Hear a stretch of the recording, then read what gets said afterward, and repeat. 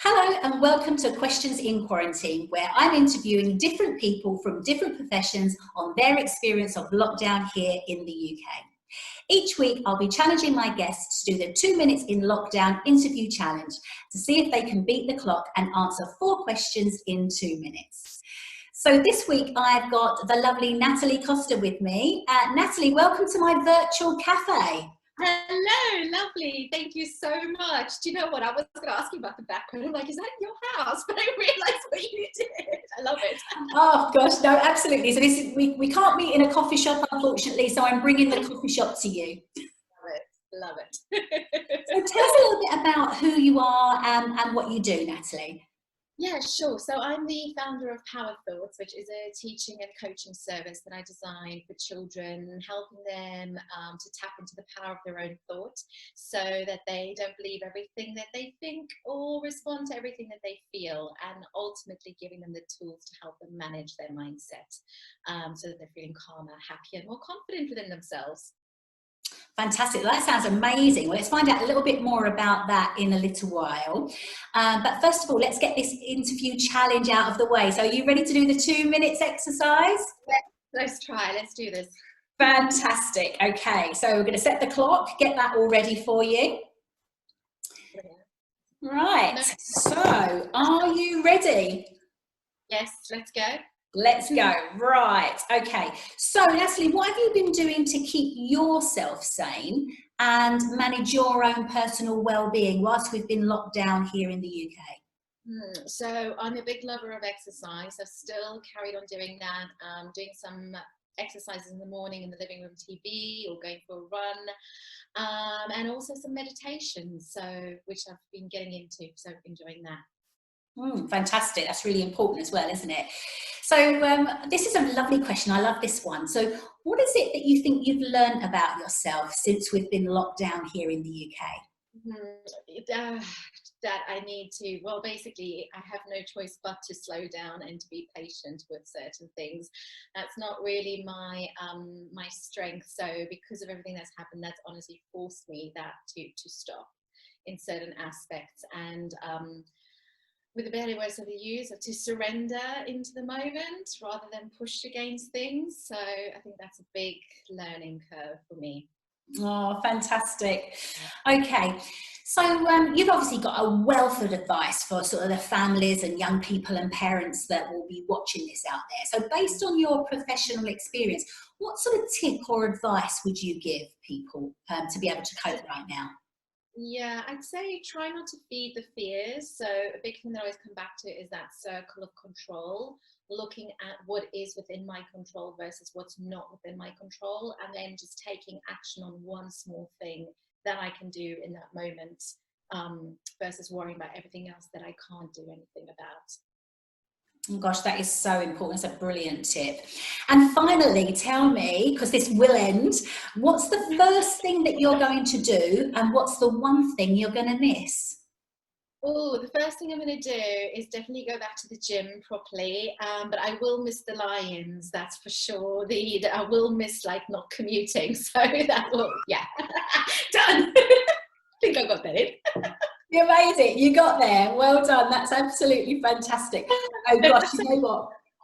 The whole commuting thing and missing the lions. Gosh, that's a big one, isn't it? Yeah, I think so, because I'm normally an early riser, so I tend to do the workouts and stuff early in the morning. But that means I get up a lot earlier because I've got to commute in and stuff like that. So I'm gonna miss that part of it, but I cannot wait to go back to the gym properly, as we spoke about before. All of this was I just need to get back to that. I really think the gyms are going to be mega busy, aren't they? Once we start back again. Definitely, honestly, yeah. That, and I really can't wait to have a good brunch in a coffee shop similar to that. I'm really missing that kind of buzzy vibrancy. So yeah. Coffee love. Yeah. So PowerThoughts then, tell us how you got into creating PowerThoughts. What is it that sort of made you go into being a young person's coach and creating your business? It sounds amazing. Thank you. So, I mean, I was a primary school teacher for 12 years. I've also got a background in psychology, so I've got my honours in psychology. And the plan was always, because I trained in South Africa, to actually go into educational psychology. So after teaching, doing my teaching degree and my honours in psychology, I came over teaching, but teaching just didn't always, just felt like something was missing. So obviously then, to cut a long story short, I fell into coaching. That was a little coaching academy that I really loved. And then I was applying some of the coaching strategies to the pupils, the year 6 pupils, that I was using with some of my adult clients in terms of topics around limiting beliefs and stress management and so forth, but breaking it down into more lessons for children, which was completely different to obviously what they were taught at school. So this was an after school club, and they loved it. The feedback I got from parents was, this is complete, that we need this. So that really is where PowerThoughts was born, in the idea, you know, nowhere in the curriculum at that stage where we're teaching children about their thoughts and their mindset. Basically all of the things that we've, you know, what I learned at the Coaching Academy and personal development and all the books that I've read. And so for me, it was really important to bring these tools and make them accessible to children, because I know just from personal experience what an impact that would have had on my life in terms of the stories that I've had to rewrite and the limiting beliefs that I've had to move through. And had I had some of this knowledge at my disposal then, I think I've just been that much more empowered and put me in a stronger place, you know, because I think whilst I'm grateful for the challenges and the setbacks I've had has led me to this point, I think it could have alleviated a lot of worry and anxiety, which is what I wanted to bring to children. So that's a long story how we got up here. Well, short, very shortened version, should I say. It's a very long story, but it's a very shortened version for this.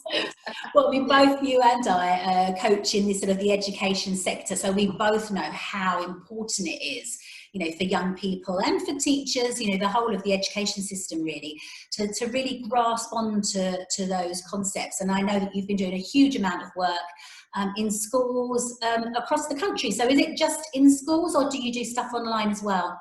Yeah, so I do workshops in schools, specifically primary schools, on different themes, like managing big feelings, or mistakes are cool, or confidence.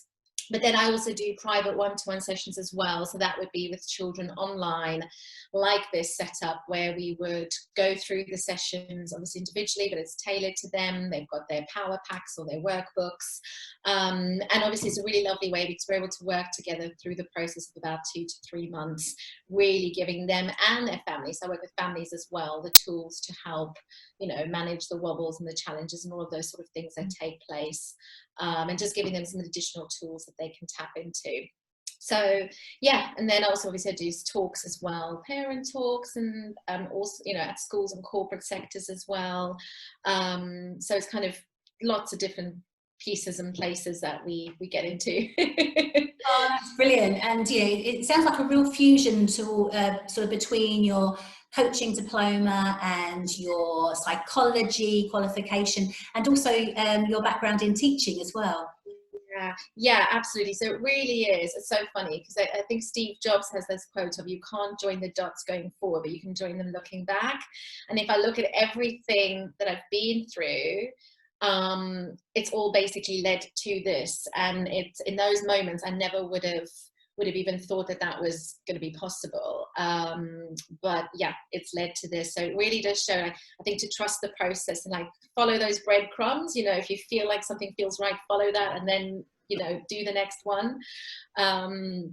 Yeah, so it's definitely been a journey. A good journey, interesting one. A journey. Well, it sounds inspiring, and it sounds like you've inspired lots of children and parents and teachers along the way too. But let me ask, you know, if we think about inspiration, who inspires you, or what inspires you, and why, Natalie? Yeah, I think, well,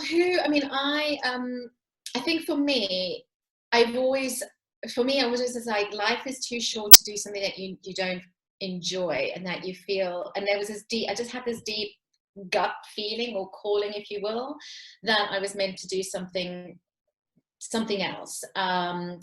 And I think, so for me, the inspiration is that life is too short to not be doing something if you don't feel fulfilled. I'm not saying every day I feel fulfilled, I absolutely don't.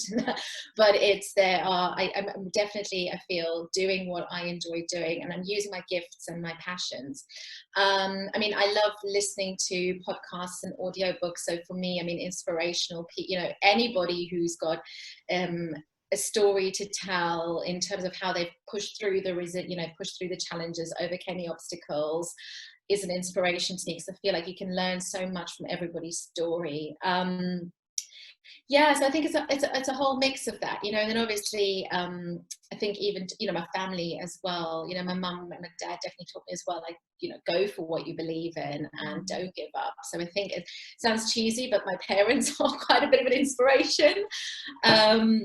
Yeah, so I think, but ultimately I think it's that thing that I can't get to that day when I'm 80, that classical coaching question of, if you're 80 years old, what would you be wanting to tell yourself? And I think that's the big thing, is I don't want to be regret that I didn't take a chance or didn't try something. It's probably the biggest driving factor, I'd say. Yeah. For sure. I can't remember the whole story now, but there's some sort of inspirational story that some personal development guru has said, you might even remember it, where they talk about the ghosts around your bed, of being ghosts of missed opportunities. I mean, it's so powerful, and that really resonates with me. And I've used that actually at a session with some secondary school students, and that's really, really powerful. But I can't remember the guy who actually said it now, but amazing. So I know that you're very successful because I had the pleasure of presenting you with your coaching award that you won with the Coaching Academy. So it's important, and success breeds success, doesn't it? But we have to notice our successes. So if you're thinking about success, and we think about the fact, there are a lot of parents, families, maybe aspiring coaches out there that will be watching this. What tips would you give on success?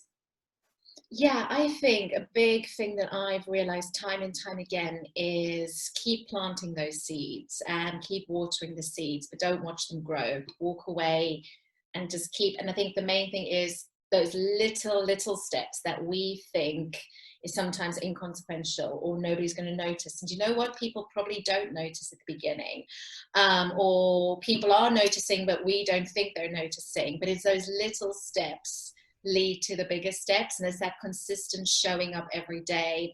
It doesn't have to be 110% every day, because we're not robots, but it's that consistency to show up, I think, that has really shown me that your dreams and what you want are possible. I mean, that sounds so cheesy, but what you want is possible, but it's that consistent showing up. And I think we really underestimate how, if we look at, say, people who we deem to be successful, we might think, oh, they've just popped up an overnight success, but that is likely years and years and years of hard work, blood, sweat, tears, trying to put those things together. And I think it's just appreciating it. It's just that consistent, stay true to yourself, show up, little steps every day. And when I say plant the seeds, like, just be open to things, and things that come through now are conversations I've had with people literally like 9 months ago. Sometimes I'm like, is this like babies just growing? It's like, sometimes I really have to remember that, it's not expecting those quick things. It really does take time. But in adding on to that is also just, I think, and this is something that I'm still learning to get good at doing, or better at doing, but it is to be compassionate with yourself, because I think it'd be so easy, if you are somebody who's driven, who wants things to happen, that you can beat yourself up or not celebrate the successes that you have. That's the other thing, is that we achieve, and then we're like, okay, well, that's done, take next thing, that's done, take next thing. So I think it's a little bit of a balance. I've probably given you 3 tips there: the planting of the seeds, consistency, but also being gentle with yourself and celebrating your success. Yeah, I think they're great tips for success. And I particularly like the concept of planting the seeds and walking away and letting that seed generate and grow. So, yeah. Don't dig it up, walk away. Oh, fantastic. Well, I could talk to you forever. It's been amazing. Before we finish, let me just ask you one more question. So at the moment, you know, we're all sort of in lockdown. We're not quite sure how long it's going to end, how long it's going to carry on for before it ends. As coaches, we always look for the silver lining, don't we? Let me ask you, Natalie, what one good thing do you think will come out of this lockdown in the UK? I think people might slow down a little bit. I think we're realizing how busy and full our lives are of things that doesn't necessarily have to be full of. What I'm hearing of families that I'm working with is that children are saying what's good about the pandemic is that they get to spend time together. So I think it will help us open up and focus on what is really, really important, which are the people that we're with, and you know, those deeper connections. So I'm hoping that things will just slow down so we can like appreciate life. Do you know what I mean? And just instead of just go and be busy all the time. So I'm hoping that comes from it. Oh, that sounds amazing. That's fantastic. Well, let's hope that is the case. Well, look, before we finish, how can people find you? How can they find your website and also your social media accounts? Sure. So you can find me at powerthoughts.co.uk. On Instagram, it's powerthoughts and then N for Natalie, C at the end. So it's just at powerthoughtsNC. I'm mostly active on Instagram, but LinkedIn is Natalie Costa. PowerThoughts Natalie Costa, and Facebook is just PowerThoughts by Natalie Costa. So as long as you put in PowerThoughts Natalie Costa together, you'll find me. Sounds good. Sounds good. Oh, fantastic. Well, thank you so much for coming to my virtual coffee shop and taking the 2 minutes in lockdown challenge. Well done, you. Thank you. It was so much fun. Honestly, it's good fun. I love it. Oh, thank you. Fantastic. Well, I hope that we get to meet and have a proper coffee at some stage after all of this. I think we deserve it, don't you? Absolutely. Can I get an espresso martini, please? Well, even so, yeah. Well, look, take care, and thanks again so much, and I look forward to catching up with you again soon. Thank you. Thanks, Natalie. Bye.